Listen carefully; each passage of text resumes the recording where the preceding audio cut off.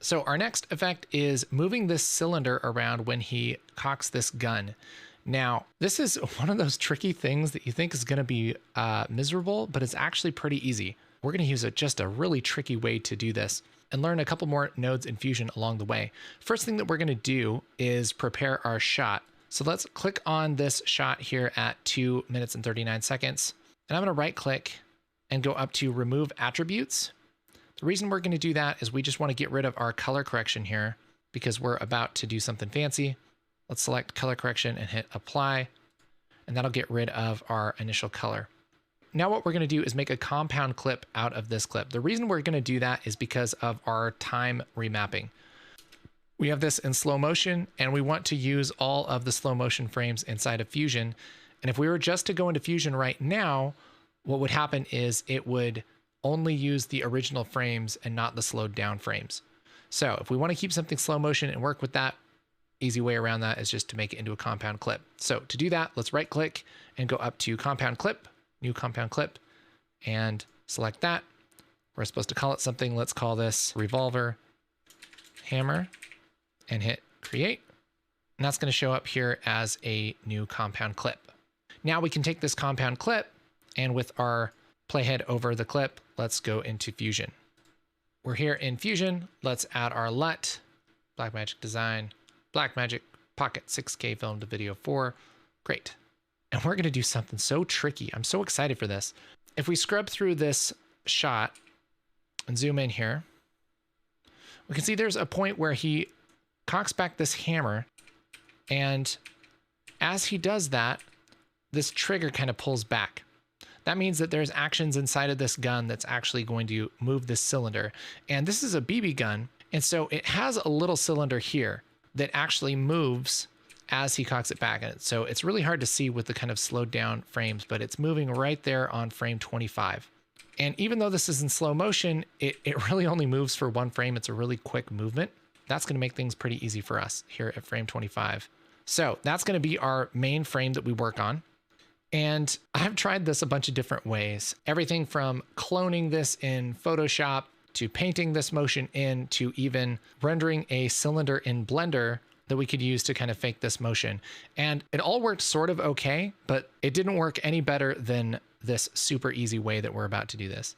Because again, we're really just looking for motion that's one frame long. And so really these little divots here on the cylinder, those just need to look like they move. And an easy way to make it look like it moves is just to mirror this, just to flip it. So that's what we're going to do. The first thing that we got to do is duplicate this shot on frame 25 so that we can flip it and kind of merge it over itself.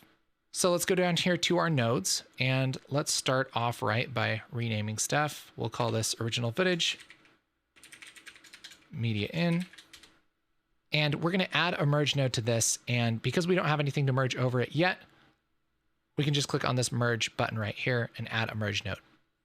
Then we'll take this like this, and we're going to merge it over itself. We'll take an output and put that into our green input for our merge right here. And I can also hold down Alt and drag on this line, and it will make a little elbow. This is just going to make things a little bit cleaner for us here in the future. This little elbow stands for our original footage. So let's take a look at this. What we really want to do is flip this and then cut out this cylinder and place it over itself. So the first thing let's do is flip it. So I'll click on our little elbow here and hit Shift Spacebar and type XF for transform. That'll add a transform node. And then over here in the inspector, right here, we can click on this first flip button and that will flip this horizontally. Boom. Great. And now what we really need to do is cut this out. And there are a few different ways to do this, but I think this is a great opportunity to talk about the matte control node. What we've done so far with masks is stuff like if we have a node, like a background node or whatever, we can put a mask on a background node. And what that will do is have the background node only show up under where we have the mask drawn. And that works fine if all we're doing is masking something. But if we want to use whatever we're masking for multiple things, whatever we connect this to is going to get this node with that mask applied to it. That means that if we were to take our original footage and add a mask to it like this,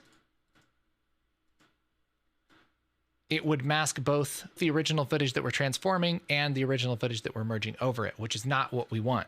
So what we need is a way to apply this mask later down the line and not over our original footage. And that's one of the things that a matte control will do. Let's select transform, and then I'll hit Shift Spacebar and type MATTE, and that'll bring up matte control. Let's hit enter, and that'll add that node right here in our flow. If we select this, we need to do a couple things because this node has several different uses. But for this use, we need to go up here to where it says matte under combine, change that to combine alpha, and then scroll down to where it says post multiply image and click that. That's all we have to do to turn this into what we want. Generally, what a matte control does is it controls the transparency of something with something else, sort of. This is really useful when you're doing green screen, when you're doing things like compositing 3D elements and all that stuff. But for us, what we're going to do is make a mask, a polygon mask, and connect this to the input of our matte control, to the green input right here, not the blue mask. Because anytime that you connect something to the blue mask, you're basically telling a node to only do its job under that mask. So only transform something under a mask, only put this original footage here under a mask, only merge things where we have the mask. The matte control, we're actually using the mask as an input for our matte control because it takes two different inputs. One is a input that controls the transparency, and the other, the yellow input, is what it's controlling, basically. So with this polygon one, what I can do is select that and go up here to our viewer and just kind of start drawing a shape here. And here we see it's just masking this part of our gun. And we can kind of go in and refine this to be just what we want, like that, so that we just have that cylinder selected, and that's all we're merging over everything, right? And that totally works. Now, you could do sort of this same thing by putting your mask into the merge, because what that's going to do, I'll just disconnect this for a minute. What that's going to do, if we do it like this, it will look like sort of the same thing. But if we select our merge and we move it around, it will move under that mask, and it's just going to be a lot harder to deal with. If we do it this way with the matte control, if we take our merge and we move it around, it moves everything all at once, which is probably what we want. So since we can move everything around, let's grab this merge and we'll just kind of slap this over our footage here, try and match our rotation. And we'll take our polygon mask and just soften that just a little bit. If we click off of here, we should see it should look pretty good like that. And that's really it. All we have to do is take this merge now, and just like we do with a muzzle flash, take this blend and have it completely on at frame 25, move one frame before and turn it all the way off, one frame after, turn it all the way off.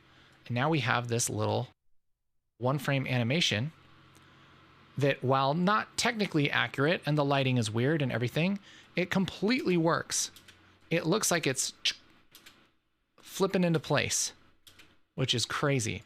One thing we can do to sell this a little bit more is add a little bit of blur. And we're actually going to add directional blur. And let's just put this right before the matte control. So after our transform, I'll hit Shift Spacebar and type DIR. And what we're going to want is directional blur, this first one, DRBL. And with the directional blur selected, I'll grab our center, put that right over our cylinder here, and we'll just boost up our length just a little bit, just so it's not totally clear. So there's a little bit of fake motion blur there.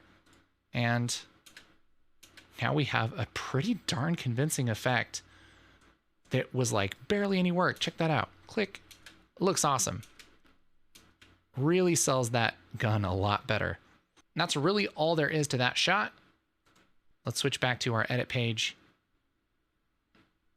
And there we go. Pretty convincing little animation there. Let's go to our color page real quick and just select this shot and middle button mouse click on any shot so we can bring our temporary color grade back, switch back to the edit page, And now we have our comp color corrected, looks good. Let's go back to the marker, hit M, and turn this green. We are on our way.